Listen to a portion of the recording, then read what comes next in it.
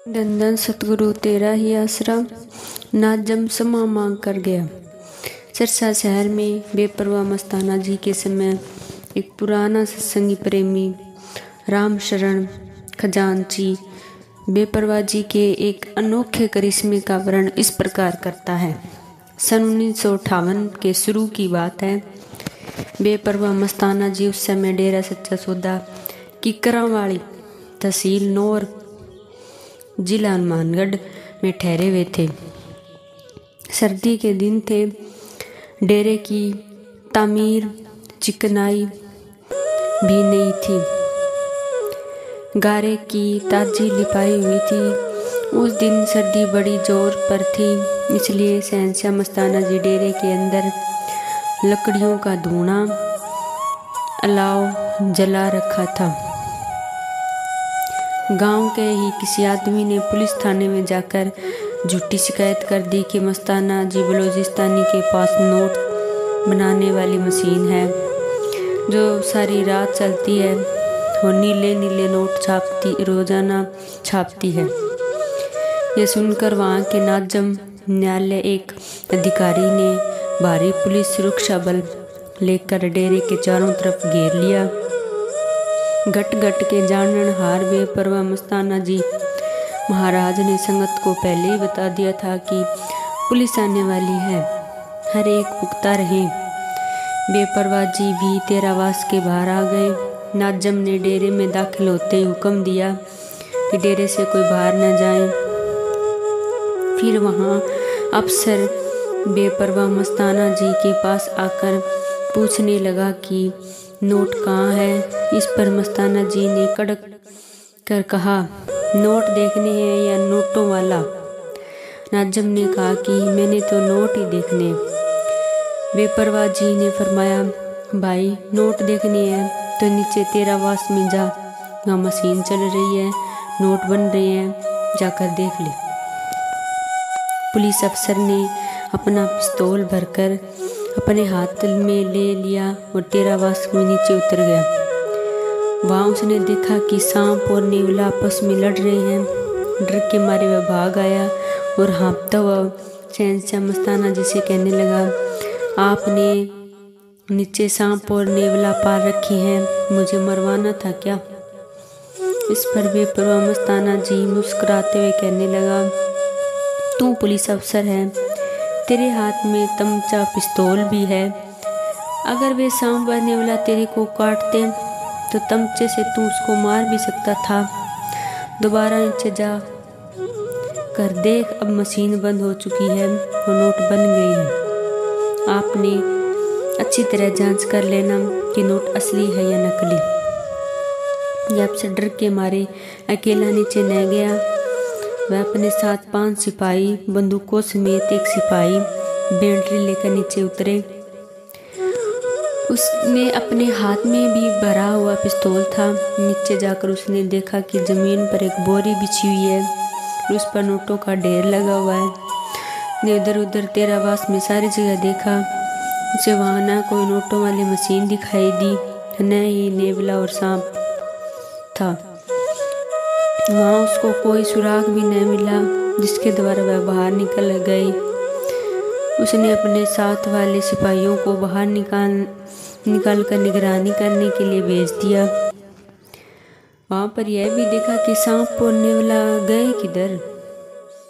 उसने आप कुछ नोटों के नंबर नोट किए, उनमें से कुछ नोट उठाकर अपनी जेब में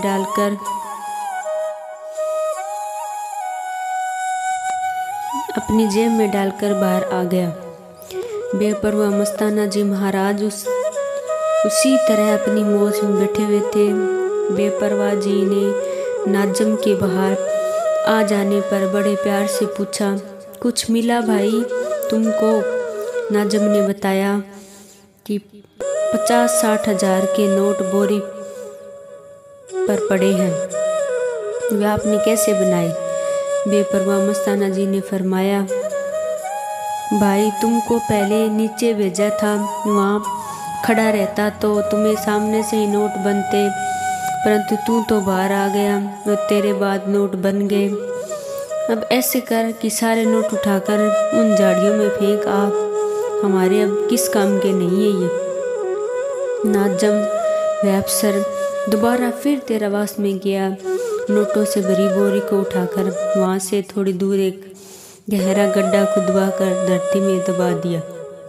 इस दौरान उसने मन में बेईमानी आ गई, रात को आकर नोटों की बोरी को निकाल कर ले जाऊंगा। जब वह वापस शाह मस्ताना जी के पास आया तो बेपरवाह जी ने उसे खूब डांटते वक्त कहा, तू बाहर की सरकार का अफसर है और तू एक बेईमान अफसर है।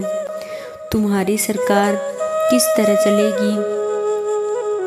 हमारे अंदर की सरकार सब जानती है। तू पक्का चोर है, अब तू हमारा मुजलिम है। तूने अपनी जेब में जो नोट छुपाए हैं वो बाहर निकाल दे।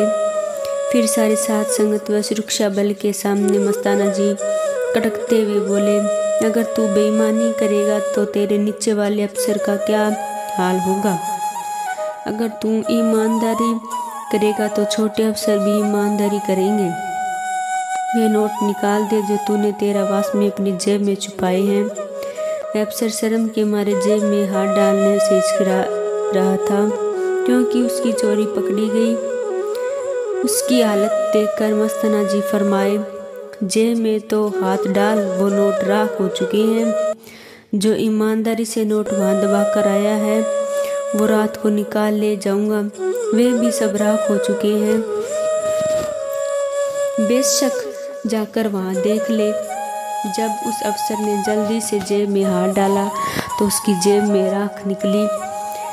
फिर वह उसी समय जीप लेकर वहाँ गया जहाँ उसने नोट छुपाए थे। वो नोट भी राख हो चुके थे। इस पर अफसर बहुत शर्मिंदा हुआ। वापस आकर बेपरवाह मस्ताना जी के चरणों में गिरकर क्षमा याचना करने लगा। कहने लगा, उसे भी नाम दे दो। दयालु दाता बेपरवाह मस्ताना जी ने उसे उपदेश देते हुए कहा, भाई बेईमानी छोड़ दो, हक लाल की खाओ, आगे के लिए किसी का दिल न दुखाओ। जब तू ऐसा बन जाएगा तब हम तुम्हारे घर जाकर तुम्हें नाम देंगे। संत महात्मा बहुत दयालु होते हैं। वे सभी लोगों पर अपनी रहमत की वर्षा करते हैं, चाहे वे किसी भी तरीके से उनकी शरण में आता है। बेपरवाह मस्ताना जी के अजीब खेलों को देखकर उस अफसर का अहंकार चकनाचूर हो गया। अब उसके मन में दीनता निम्रता आ गई। दीनता निम्रता प्रेम ही तो मालिक को पसंद है। बेपरवाह जी इस पर बहुत खुश हुए। उसे क्षमा करते हुए फरमाया, भाई तुम बाहर जाकर कहोगे कि हम गरीब मस्तानी के पास गए, वहाँ से खाली आ गए। हम इसलिए तुम्हें खाली नहीं जाने देंगे। तुम्हें शाहनशाही जी के इलाही खजाने में से इनाम देते हैं। यह कहकर बेपरवाह जी ने नाजम को 100 रुपये तथा सभी सिपाहियों को 10-10 रुपये के नए नए नोटों के हार पहनाए। इस प्रकार वे सभी कुल मालिक बेपरवाह सतगुरु जी का यश करते हुए चले गए। धन धन सतगुरु, तेरा ही आश्रम।